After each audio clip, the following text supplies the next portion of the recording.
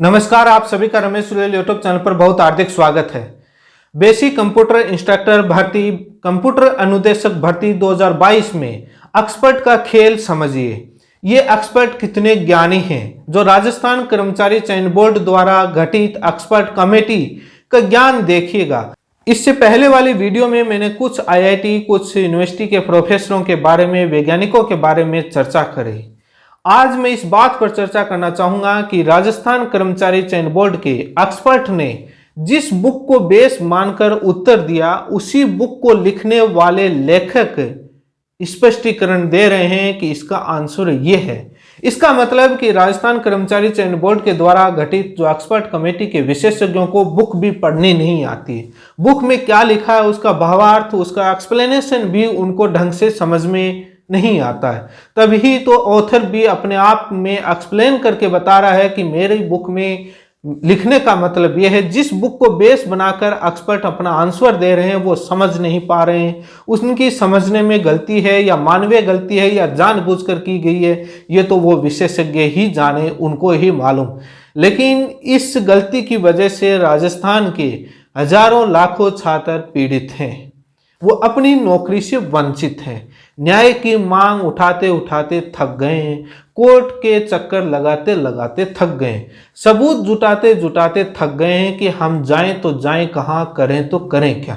कोई आवाज उठाने वाला भी नहीं है। ये समझ से बाहर है कि कब तक इनका शोषण होता रहेगा। क्वेश्चन मार्क तो एक्सपर्ट पर होते ही होते हैं जब इस प्रकार की घटनाएं, इस प्रकार के एविडेंस सामने आते हैं। ये पर्सन कौन सा है? पूरे एक सीक्वेंस के अंदर आईआईटी, एनआईटी, तमाम यूनिवर्सिटी के कम से कम 10 से ज्यादा आईआईटी और एनआईटी के प्रोफेसर फेल हो गए। मेरे समझ से बाहर है कि जो दुनिया को ज्ञान देने वाले, सरकारों के प्रोजेक्ट पर रिसर्च करने वाले, नए नए अनुसंधान करने वाले वैज्ञानिक और प्रोफेसर जब फेल हो जाते हैं तो उन एक्सपर्ट को आगे लाना चाहिए कि वो एक्सपर्ट क्या है। ये भी पता करना चाहिए कि उन्होंने, एक्सपर्ट ने दुनिया को कितने अनुसंधान दिए हैं, कितने बुकें लिखी हैं, उनका भी पता तो चले कि इतने महाज्ञानी एक्सपर्ट कहाँ हैं। कि कुछ सबूतों को लेकर एक वीडियो पहले बना चुका हूँ, आप उस वीडियो को आप मेरे चैनल पर जाकर देख सकते हैं। लेकिन आज इस वीडियो में और ही ज्यादा महत्वपूर्ण सबूत लेकर आया हूं, जिसको देखकर आप भी हैरान होंगे। ये सबूत कौन से हैं? क्या ऐसे एविडेंस हैं जिसको देखकर आप हैरान होंगे? वीडियो को पूरा जरूर देखिएगा, एविडेंस देखिएगा। कुछ मैं पर्सनल जानकारी इसमें छुपाते हुए चलूंगा एविडेंस में, क्योंकि गोपनीयता की दृष्टि से जिन्होंने मुझे कैंडिडेट ने दिए हैं तो उनके हिसाब से, क्योंकि गोपनीयता, प्राइवेसी जरूरी है। लेकिन ये पर्सन संख्या 18 आपकी स्क्रीन पर है, आप स्वयं देख सकते हैं और आप भी इस पर्सन को बाकायदा जानते हैं। तो सवाल तो सिस्टम पर खड़े होते रहेंगे, डिस्प्यूट आप सभी जानते हैं, लेकिन उससे पहले मैं सबूत पर बात कर लेता हूं। कुछ सबूत मैंने पीछे के वीडियो में दे दिए हैं, उन पर शॉर्ट में चर्चा करूंगा। लेकिन आज मैं सबूत, जब एविडेंस उन आईआईटी, एनआईटी के कौन कौन से प्रोफेसर जो इस एक्सपर्ट कमेटी के सामने फेल हो गए हैं वो बताना चाहूंगा।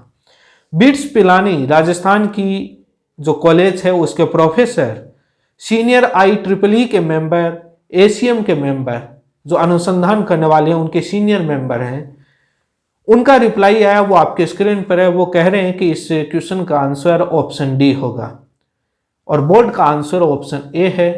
ये फेल हो गए। दूसरे जो जेफरी उल्मान कंप्यूटर वैज्ञानिक हैं, ये अमेरिका यूनिवर्सिटी के अंदर, अमेरिका के अंदर यूनिवर्सिटी में प्रोफेसर हैं। 2020 में इनको ट्यूरिंग अवार्ड मिला है, आपकी स्क्रीन पर है। ये लोग पीएचडी करवाते हैं, इनके अंडर में कैंडिडेट पीएचडी करते हैं इनके डायरेक्शन में, ये सुपरविजन करते हैं। वो भी फेल हो गए इन एक्सपर्ट के सामने। अब मेरे ये समझ से बाहर है कि राजस्थान की एक्सपर्ट कमेटी के विशेषज्ञ ये तो बता दें कि हमने इतने लोगों को पीएचडी करवा दी, कितने उनके सुपरविजन में, पता तो चले। ये भी इनके सामने फेल हो गए। इनका भी सबूत आपके सामने जो आंसर दिया वो आपकी स्क्रीन पर है। अब देखिए मजे का खेल। तो बोर्ड ने, मैंने कुछ छुपाया है, जो ऑब्जेक्शन जो लगाया उसके बाद जिस बुक के बेस पर जो आंसर दिया वो आपकी स्क्रीन पर है। बुक का नाम और बाकी चीजें मैं नहीं बताना चाहूंगा। बहुत बाद में मैं सारी चीज़ें बता दूंगा। इस बुक को लिखने वाले लेखक से, ऑथर से जब ये कैंडिडेट संपर्क करते हैं ईमेल के माध्यम से, कहते हैं कि हमारे बोर्ड ने इसका आंसर ये माना है और आपकी बुक को बेस बनाकर इस क्वेश्चन का आंसर प्रॉपर क्या है। तो ये इस बुक को लिखने वाले लेखक के मेल में रिप्लाई में कहते हैं कि इसका आंसर डी है और एक्सप्लेनेशन भी देते हैं कि क्यों इसका डी है, एक्सपर्ट कहाँ गलती कर रहे हैं। अब एक्सपर्ट को बुक पढ़नी नहीं आती तो ये लेखक भी क्या करें, इनका क्या दोष। अब वो ज़्यादा पढ़े लिखे हो गए तो हो सकता है ऊपर से चली गई होगी, या वो अपना ज़्यादा दिमाग लगा लिया होगा, या गलती हो गई होगी। अब है क्या, वो तो एक्सपर्ट जाने। लेकिन उनका रिप्लाई आपके समक्ष है। आप गिनते जाना कि कितने आईआईटी एनआईटी वैज्ञानिक, आईआईटी एनआईटी के प्रोफेसर और वैज्ञानिक फेल होते हैं। इसी के साथ में doctor Anil Gupta, professor MBM Jodhpur, MBM university आप जानते हैं, उसके प्रोफेसर डॉक्टर अनिल गुप्ता, जो माध्यमिक शिक्षा बोर्ड की किताबें लिखने वाले कंप्यूटर की, वो भी एक्सप्लेन करके बता रहे हैं, आप देख सकते हैं, वो भी फेल हो गए। इसके बाद में डेविड मेयर, प्रोफेसर हैं ये पोर्टलैंड स्टेट यूनिवर्सिटी में, वो भी कह रहे हैं कि इसका ऑप्शन डी है। इसी के साथ में विश्वनाथ गुटानी, प्रोफेसर हैं ये आईआईटी रोपड़ में, ये भी फेल हो गए, इनका ये भी ऑप्शन डी बता रहे हैं। इसी के साथ में शशि शेखर, यूएमएन यूनिवर्सिटी के जो प्रोफेसर हैं, वो भी ऑप्शन डी बता रहे हैं, वो भी फेल हो गए। गौतम मजुमदार, वीआईटी वेल्योर यूनिवर्सिटी जो है, Vellore institute of technology Vellore university, उसके प्रोफेसर हैं गौतम जी, वो भी फेल हो गए, वो भी ऑप्शन डी बता रहे, एक्सप्लेन करके बता रहे हैं, आपके स्क्रीन पर है। ट्रिपल आईआईटी भुवनेश्वर के प्रोफेसर भारती मिश्रा जी, वो भी ऑप्शन डी बता रहे हैं, वो भी फेल हो गए। ये इतने मैंने आपको नए एविडेंस बताए। अब जो पीछे वाले वीडियो में बताए थे उनको 1 मिनट में और बता देता हूँ। CSIR जो वैज्ञानिक तथा औद्योगिक अनुसंधान परिषद UGC नेट की परीक्षाएं करवाता है, ये एक कंप्यूटर की रिसर्च ऑर्गेनाइजेशन है, वो RTI में कहती है ऑप्शन डी, उसको भी फेल कर दिया। अब ये एक्सपर्ट कितने कंप्यूटर बनाए, कितने अनुसंधान किए, उनसे पूछना चाहिए। Doctor Mrityunjay Singh, professor IIT Himachal के, ये भी फेल हो गए। डॉक्टर जय चंद्र मुखर्जी, IIT उड़ीसा के, ये भी फेल हो गए। VNIT जो NIT है नागपुर की, उन्होंने RTI में डॉक्टर प्रोफेसर जो हैं डॉक्टर PS, वो भी फेल हो गए। Kuldeep Goswami ji, professor government women's engineering college, वो भी फेल हो गए, वो भी ऑप्शन डी बता रहे हैं। रोनाल्ड फैगन वैज्ञानिक हैं आउट ऑफ इंडिया के, वो भी ऑप्शन डी बता रहे हैं, वो भी फेल हो गए। जब इतने महान, इतने बड़े ज्ञानी लोग कहाँ हैं जो इन सभी को फेल कर दिया। कम से कम एक दिन तो इन तमाम कंप्यूटर IT वाले छात्रों को वो विशेषज्ञ स्पेशल क्लास लेकर के पढ़ा दें, ताकि वो आगे भविष्य में गलती ना करें। ऐसा कौन सा ज्ञान है, कम से कम देखे तो शुरू। दुनिया के तमाम यूनिवर्सिटी के IIT NIT के प्रोफेसर फेल हो गए। क्या मजाक बना रखा है सिस्टम को, कोई सुनने वाला नहीं है, कोई देखने वाला नहीं है। इतना शोषण, इतना पीड़ित, कब तक इनको न्याय मिलेगा, कितने दिन और चक्कर लगाएंगे। कम से कम राजस्थान कर्मचारी चयन बोर्ड को इतने सबूत देखने के बाद शर्म आनी चाहिए।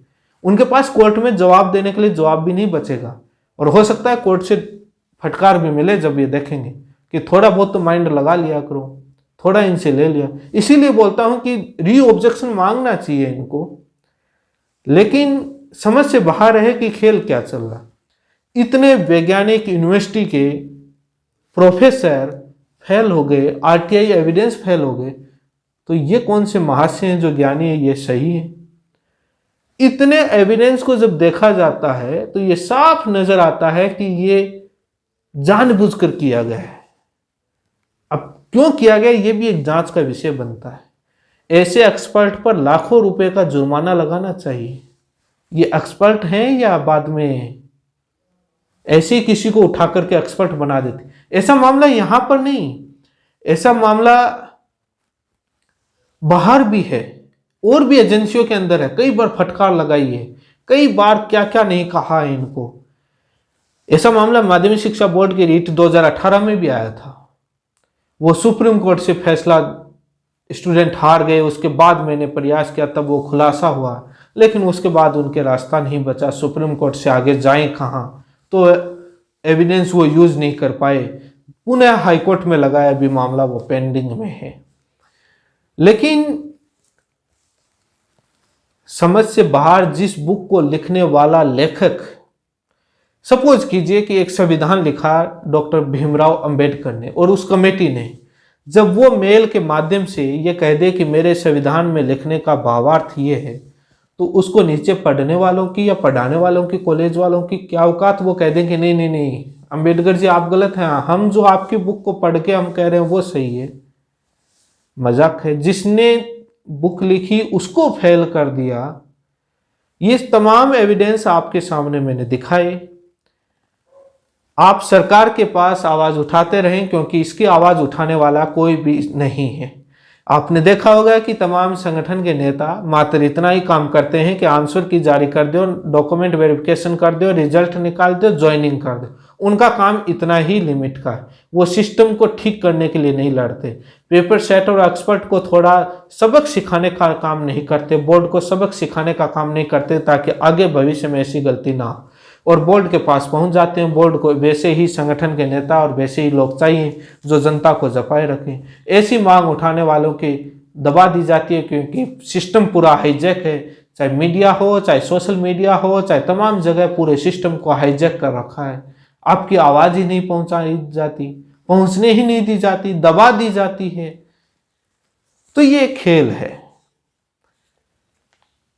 ऐसा। ये एक पर्सन संख्या 18 नहीं है, कई सारे पर्सन हैं। सबसे बड़ा सवाल है कि छात्रों ने इतनी मेहनत करके इस एक पर्सन के पीछे इतने एविडेंस ले आए, क्या सभी पर्सनों के ला सकते हैं? बहुत सारे प्रोफेसर या लेक्चरर डर जाते हैं कि कहीं मामला कोर्ट में चले जाएगा, अपने समस्या ना आ जाए, लेकिन काफी बुलंद होते हैं कि जो राइट है राइट है, अपने लिख दिया, जो होगा वो देखा जाएगा। अब हर पर्सन का भी एक एक प्रोफेसर से जवाब नहीं मांगा जाता। प्रोफेसर भी कहेगा कि आपकी बोर्ड है, एजेंसी, एक्सपर्ट हैं, वो कौन लोग हैं ऐसे ज्ञानी। लेकिन कितने एविडेंस जुटाए? एक समाधान का रास्ता होना चाहिए, लेकिन समझ से बाहर है कि हो क्या रहा है। मैंने इससे पहले वाले वीडियो में पूरी चीजें बताई डिटेल में। इसमें मैंने शॉर्ट में आप सभी को पूरी चीजें बताई हैं कि किस प्रकार से ये एक षड्यंत्र, एक खेल किया गया है। एक मानवीय त्रुटि है या एक जानबूझकर किया गया जो समझ से बाहर है, लेकिन ये एक जांच का विषय है, जो कि बोर्ड को स्वयं को आगे आकर इसकी जांच करनी चाहिए। लेकिन दुनिया की सबसे बड़ी हैरानी की बात है, मैं जब हैरान हो गया, जब इन एविडेंस को पढ़ रहा था, देख रहा था, मेरे समझ से बाहर हो गया कि हो क्या रहा है। 2 बार 3 बार पढ़ने के बाद मैंने देखा कि वास्तव में इतना बड़ा खेल समझ से बाहर हो गया। हैरान हो जाता है हर कोई कि हो क्या रहा है, ऐसे ज्ञानी आते कहां से। इसी के साथ आप सभी का बहुत बहुत धन्यवाद।